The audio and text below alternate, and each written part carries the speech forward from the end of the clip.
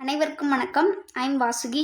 நம்ம daily tea with சம்மில் 5 sums பார்த்துட்டு வரோம். இந்த வீக் என்னன்னு பார்த்தீங்கன்னா ரேஷியோ அண்ட் ப்ராப்போர்ஷன், விகிதம் மற்றும் விகிதாச்சாரம். இப்போ ரேஷியோ பொறுத்தளவுக்கு வேறு ஒன்றும் இல்லைங்க. ஒரு 2 நம்பர் இருக்குது. இப்போது 4:3 இருக்குன்னா இந்த ரெண்டுமேவும் இது ஒரிஜினல் வேல்யூ கிடையாது. இதோட ஒரிஜினல் வேல்யூவோட சுருக்கம் தான் நம்மளுக்கு விகிதமாக கொடுத்துருக்காங்க. இதோட வேல்யூ வந்து சேம் நம்பரால் பெருக்கியிருப்பாங்க, இல்லைன்னா சேம் நம்பரால் வகுத்திருப்பாங்க. இதோட வேல்யூவோட சுருக்கம் தான் இந்த ரேஷியோ. இப்போது 4 12, அதே வேல்யூ 3 9. இதை சுருக்கமாக எப்படி எழுதலாம்? சேம் நம்பரால் டிவைட் பண்ணால் அதோட வேல்யூவை சுருக்கமாக எழுதலாம். இப்போது 1 3 3 4 12, 1 3 3 3 3 9. இதை தாங்க 4:3 அப்படின்னு அதோட விகிதத்தில் எழுதியிருக்காங்க. எக்ஸாம்பிள் சொல்லணும்னா A:B.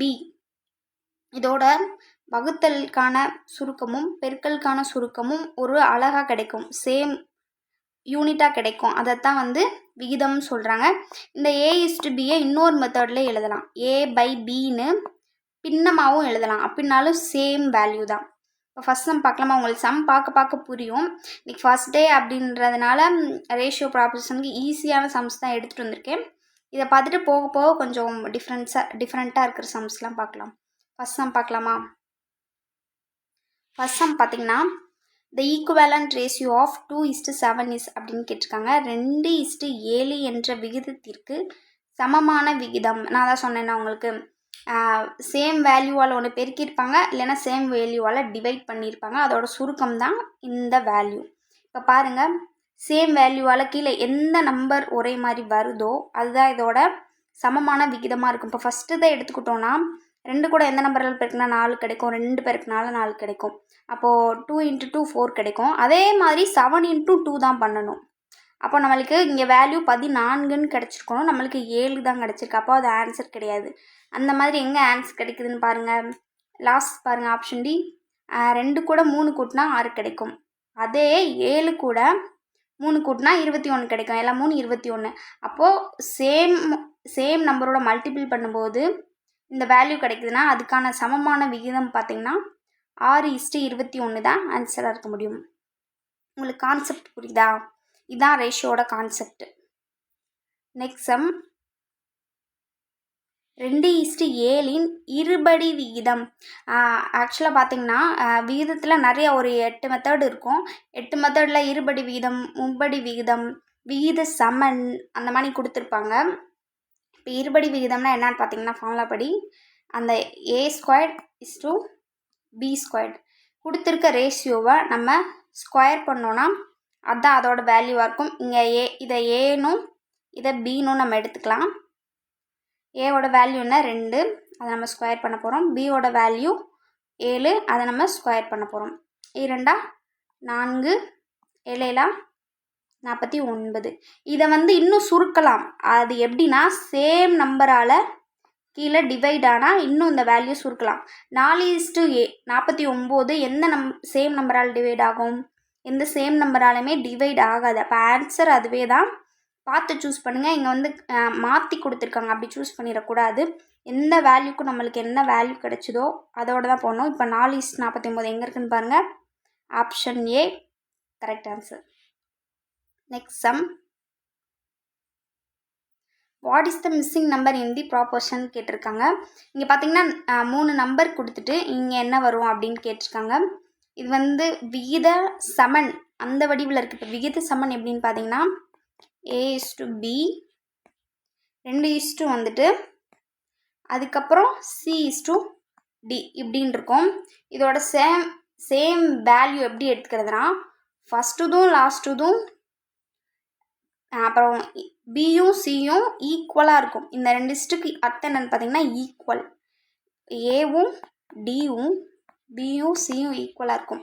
இந்த இதை நம்ம இப்படி கூட எழுதலாம். A/B = C/D. அந்த மெத்தட்லையும் நம்ம கண்டுபிடிக்கலாம் விகித சமன். இப்போ பார்த்தீங்கன்னா என்ன கொடுத்துருக்காங்க? 4:13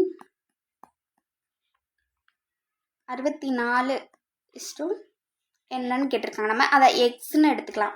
இதை இந்த மெத்தடில் செஞ்சு பார்த்தீங்கன்னா உங்களுக்கு ஈஸியாக இருக்கும். சேம் இந்த மெத்தடில் செஞ்சாலும் சேம் ஆன்சர் தான் கிடைக்கும். இது செய்யும்போதும் உங்களுக்கு ஈக்குவாலிட்டிக்கு இந்த பக்கம் வரும்போது வேல்யூ எப்படிலாம் எழுதலாம் அப்படின்ற ஒரு ஐடியா கிடைக்கும். பார்த்திங்கன்னா 4/13 ஈக்குவல் டு 64/xன்னு கிடைக்குமா? எக்ஸை இந்த பக்கம் கொண்டு வந்துடலாம். ஈக்குவாலிட்டிக்கு இந்த பக்கம் கொண்டு வந்துட்டோம்னா 64 இன்ட்டு இது ஈக்குவாலிட்டிக்கு இந்த பக்கம் போச்சுன்னா தலைகீழாக மாறுமா? அப்போ மேலே 13 கீழே 4 வரும். இப்போ அடிச்சு கொடுத்திங்கன்னா ஒரு நாங்க இருக்கும், பேலன்ஸ் 2 இருக்கும், 6 24. அப்போ 16 இன்ட்டு 13 பெருக்கலாமா? 6 18, பேலன்ஸ் 1, 1 3 1, 4, 1 6 6, 1 1 1, 8, 6 4 பார்த்தீங்கன்னா 10, 0 மிச்சம் 1, 208. அப்போ எக்ஸோட வேல்யூ என்ன? 208. ஆப்ஷன்ஸில் எங்கே இருக்குன்னு பாருங்கள். Option C 208. இவ்வளோதாங்க. இது விகித சமன் அப்படின்ற ஒரு கான்செப்ட்லேருந்து வரும். எப்படியுமே 4 வேல்யூஸ் கொடுத்தாங்கன்னா அதை நம்ம பை போட்டு எழுதி இல்லாத வேல்யூக்கு எக்ஸ் போட்டு அப்படியுமே கண்டுபிடிக்கலாம். இதுதான் concept. Next sum. Find the missing term. விடுபட்ட எண்ணை கண்டுபிடி. மேலே பார்த்த கான்செப்டே தாங்க. விடுபட்ட எண் இப்போ பார்ப்போமா? இதை எப்படி எழுதிக்கலாம்? நம்ம இங்கே என்னன்னு நம்ம கண்டுபிடிக்கணும். x/45 ஈக்குவல் டு 35/63 அப்படின்னு இருக்கா? இப்போ நம்மளுக்கு தேவையானது எக்ஸ் வேல்யூ. இப்போ எக்ஸ் வேல்யூ அப்படி தேவைன்றப்ப நம்மளுக்கு இது கீழே இருக்குது இந்த பக்கம் போகையில் மேலே போகுமா? 45 ஈக்குவல்ட்டுக்கு அந்த பக்கம் போகையில் மேலே போகும், கீழே 63. இது ரெண்டுமே 7 பல்ல அடிச்சு கொடுக்கலாமா? 7 35, 9 63. இதை 5 பல்ல அடிச்சு 9 பல்ல அடிச்சு கொடுக்கலாமா? 1 9 9, 5 45. பேலன்ஸ் என்ன இருக்குது? 5 இன்ட்டு 5. 5 இன்ட்டு 5 எவ்வளோ? 5 25. ஆன்சர் எங்கே இருக்குதுன்னு பாருங்கள். எக்ஸோட வேல்யூ ஆப்ஷன் பி 25. ஈஸியாக இருக்கா? Next sum. பார்த்திங்கன்னா இந்த மாதிரி 3 வேல்யூ கொடுத்துட்டு இங்கே இருக்கிற எக்ஸோட வேல்யூவும் ஒய்யோட வேல்யூ என்னென்ன? வேல்யூ ஆஃப் XY கேட்டிருக்காங்க. XYயின் மதிப்பு என்னன்னு கேட்டிருக்காங்க.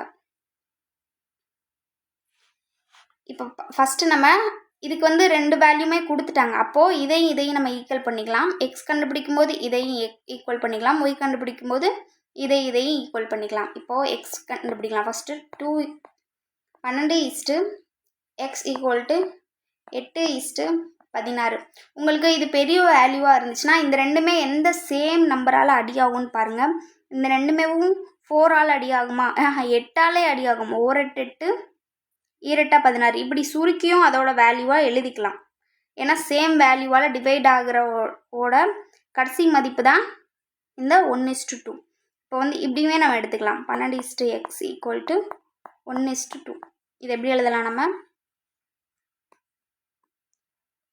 12/x 1/2 அப்படின்னு எழுதுவோமா?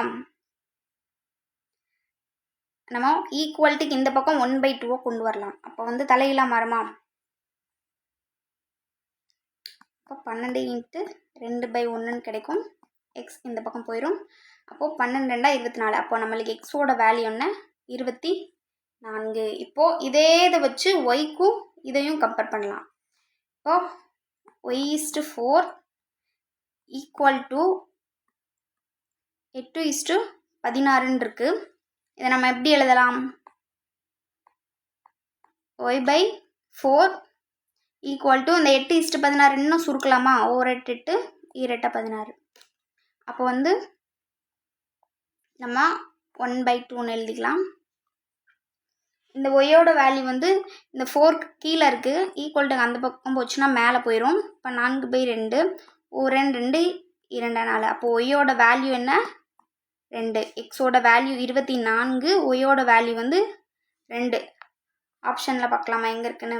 எக்ஸோட வேல்யூ 24, ஒய்யோட வேல்யூ 2. அப்போ பார்த்தீங்கன்னா ஆப்ஷன் சி கரெக்ட் ஆன்சர்.